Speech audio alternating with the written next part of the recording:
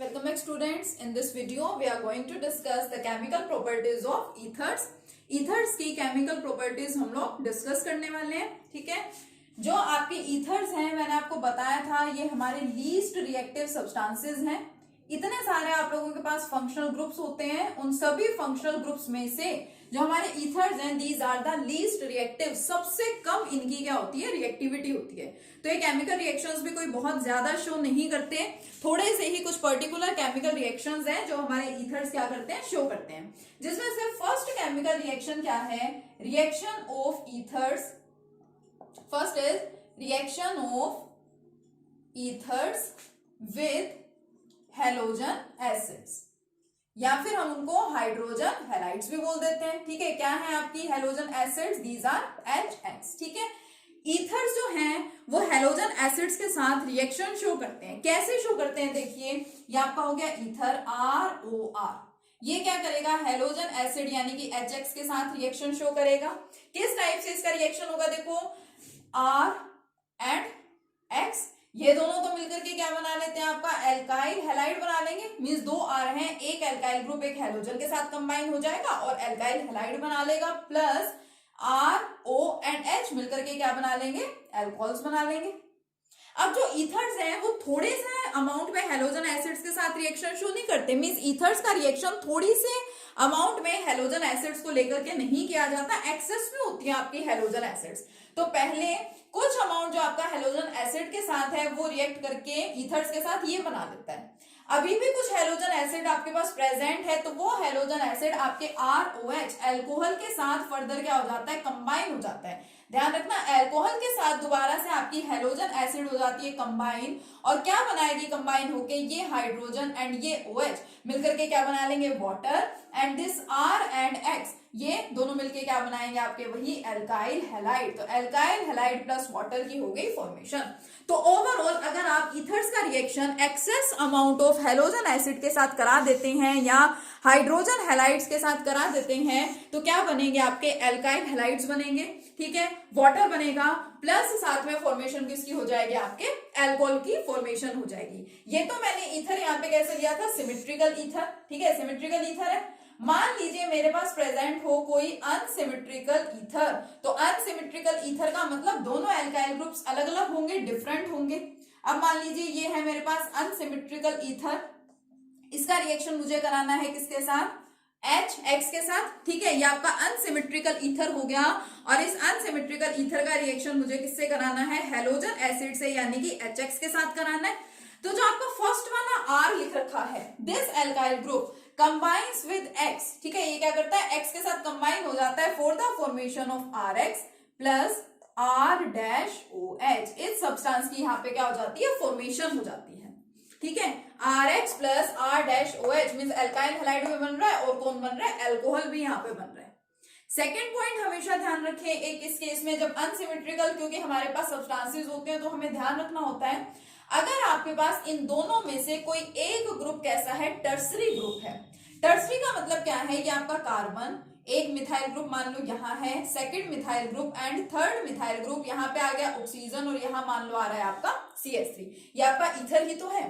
Plus इसका reaction मान लीजिए मैं करा रही हूँ किसके साथ, हाइड्रोजन आयोडाइड के साथ. तो हमेशा याद रखें कि अगर आपके पास एक ग्रुप टर्सरी है तो टर्सरी वाला ग्रुप आपके हेलोजन के साथ क्या होता है, हमेशा कंबाइन होता है, और कंबाइन होके क्या बना लेता है, टर्सरी हैलाइड. कैसे, आयोडीन आ गया यहाँ पे, इधर CH3 इधर CH3, इसी तरह से यहाँ पे CH3 प्लस ये CH3O एंड H मिलकर के क्या बना लेते हैं, CH3OH यानी कि मीथेनॉल की ये क्या कर लेते हैं, फॉर्मेशन कर लेते हैं. आया समझ में, बिल्कुल इजी सा आपका रिएक्शन है, बिल्कुल सिंपलेस्ट प्रॉपर्टी है जो कि आपको ध्यान रखनी है. ठीक है, सिमेट्रिकल ईथर भी हो सकते हैं, अनसिमेट्रिकल ईथर भी हो सकते हैं. हम यहाँ पे ले रहे हैं हेलोजन एसिड्स को, तो हेलोजन एसिड्स तो बहुत सारी हो सकती हैं. लाइक हम जनरली जिनका यूज करते हैं, HF को तो हम क्योंकि बहुत कम लेते हैं, HBr है, HCl है एंड HI है.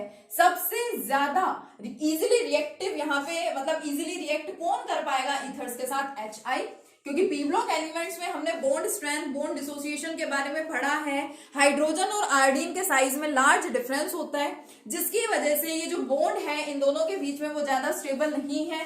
ज्यादा स्टेबल नहीं है तो फिर वो क्या होगा, वो आसानी से ब्रेक हो जाएगा। तो इसका मतलब जो आपका HI है, हाइड्रोजन आयोडाइड, उसकी रिएक्टिविटी आपको यहाँ पे क्या मिलेगी, सबसे ज्यादा मिलेगी। अगर आपके पास ये 3 या 4 डिफरेंट हैलोजन एसिड्स हैं तो सबसे पहले रिएक्ट कौन करेगा, HI हाइड्रोजन आयोडाइड ही वहां पे क्या करेगा, रिएक्ट करेगा। ठीक है, आया समझ में आपको अच्छे से। नेक्स्ट मान लीजिए हम लोगों के पास में प्रेजेंट है कोई alkyl aryl ether. Alkyl aryl ether का मतलब क्या है, ये हमारा अराइल ग्रुप है, इधर क्या है हमारा O है एंड ROR ही तो है, बस एक हमारा एल्काइल ग्रुप है, दूसरा कौन है, अराइल ग्रुप। इसका रिएक्शन करा दो HX के साथ। ठीक है, हमें तो क्या कराना है, हमें तो ईथर्स का रिएक्शन कराना है हैलोजन एसिड्स के साथ, आप इसका रिएक्शन करा दो। तो देखो यहाँ पे क्या बनेगा, इधर से जो हाइड्रोजन है वो तो यहाँ पे आ जाएगा और बना लेगा फिनोल, और RX की यहाँ पे क्या हो जाएगी, फॉर्मेशन हो जाएगी। आपका एल्काइल हैलाइड एंड फिनोल की यहाँ पे क्या हो जाती है, फॉर्मेशन हो जाती है। तो ध्यान रखेंगे, बहुत सिंपल सा हमारे पास यहाँ पे रिएक्शन है, अराइल एल्काइल ईथर या एल्काइल अराइल ईथर का भी रिएक्शन हम लोग हैलोजन एसिड्स के साथ कराते हैं। ठीक है, तो बहुत इजी रिएक्शन है, देखो सिंपल सी प्रॉपर्टी है।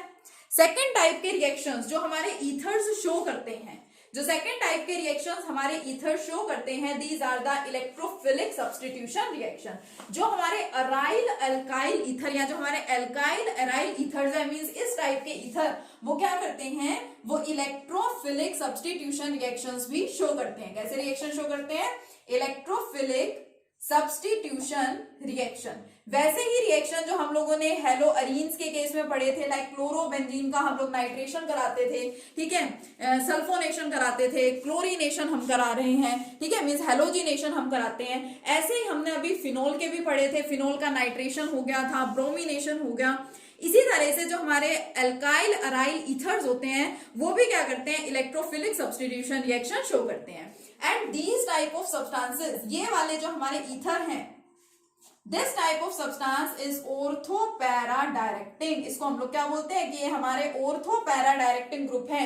मींस यहाँ पे भी अगर आप इसका रिएक्शन किसी के साथ करवाना चाहेंगे तो जो सब्सटेंस आप ऐड कर रहे हैं वो सब्सटेंस भी ऑर्थो और पैरा पोजीशन पे ही आकर के वहां पे अटैच होगा। क्यों अटैच होगा, वही सेम रेजोनेटिंग स्ट्रक्चर क्लोरोबेंजीन के केस में हमने पढ़ा, फिनोल के केस में हमने पढ़ा, सेम यहाँ पे है। जो आपका ये सब्सटेंस है आपका एल्काइल अराइल ईथर, ये भी क्या करता है, इसके भी रेजोनेटिंग स्ट्रक्चर्स बनते हैं जो आपको बनाने आते हैं। ठीक है, ऑक्सीजन के ऊपर है आपके लोन पेयर ऑफ इलेक्ट्रॉन्स, ये आपकी बेंजीन है, ये वाले इलेक्ट्रॉन्स क्या होंगे, यहाँ पे शिफ्ट होते हैं, ये बॉन्ड आपका यहाँ पे शिफ्ट होता है, और इस तरह से आपका प्रोडक्ट यहाँ पे क्या बन जाता है, ये बॉन्ड यहाँ पे, ये बॉन्ड यहाँ पे, सिंगल बॉन्ड आपका कन्वर्ट हो जाता है किसमें, डबल बॉन्ड में, ऑक्सीजन R, एंड इस पे आ जाता है पॉजिटिव चार्ज, और ऑर्थो पोजीशन पे आ गया आपका नेगेटिव ग्रुप। फिर दोबारा से ट्रांसफर होगी तो ये नेगेटिव यहाँ आ जाता है, ये यहाँ आ जाता है, तो आपका प्रोडक्ट यहाँ पे क्या बनेगा, ये वाला बॉन्ड आपका एज इट इज, ये इधर शिफ्ट हुआ तो यहाँ पे आ गया बॉन्ड इस पोजीशन पे नेगेटिव।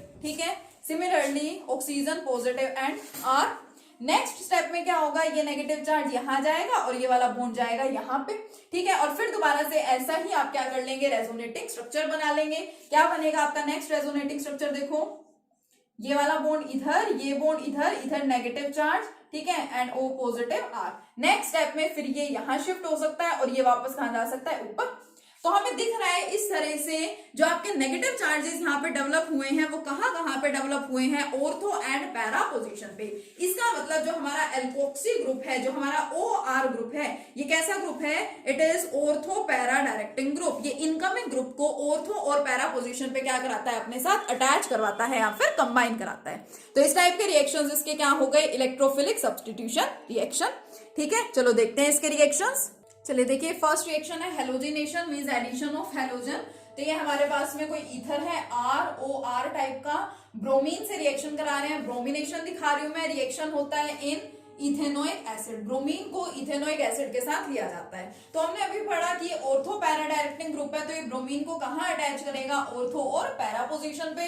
तो देखो ये क्या बना लेगा, OR as it is, ortho position पे आपका bromine as well as para position पे आपका ब्रोमीन। जो ऑर्थो वाले प्रोडक्ट हैं ये होते हैं हमारे माइनर प्रोडक्ट, हम लोगों ने सीखा था पीछे भी। और ये होता है हमारा मेजर प्रोडक्ट पैरा वाला।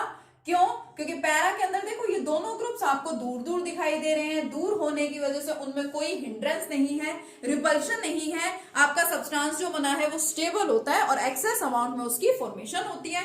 ऑर्थो पोजीशन पे देखो दोनों ग्रुप पास पास हैं, इनमें हिंड्रेंस होगी, इलेक्ट्रॉन्स में रिपल्शन होगी, तो आपका सब्सटेंस अनस्टेबल होता है। ठीक है, इसलिए बहुत ज्यादा अमाउंट में ये प्रोडक्ट नहीं बनता है।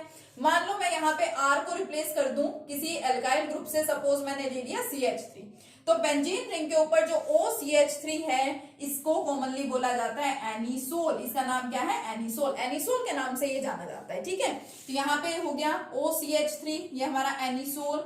इधर भी OCH3, इसका नाम क्या है? देखो ऑर्थो ब्रोमो या फिर 2 ब्रोमो एनिसोल, और इसका नाम क्या हो जाएगा? पैरा ब्रोमो या फिर 4 ब्रोमो एनिसोल।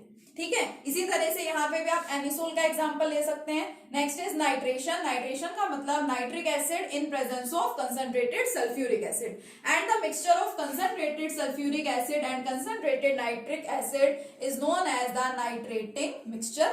पढ़ा है हम लोगों ने। इस मिक्सचर को क्या बोलते हैं? नाइट्रेटिंग मिक्सचर बोलते हैं। नाइट्रिक एसिड आप ऐड करवाना चाहेंगे तो नाइट्रो ग्रुप इंट्रोड्यूस होगा ऑर्थो पोजीशन पे और पैरा पोजीशन पे।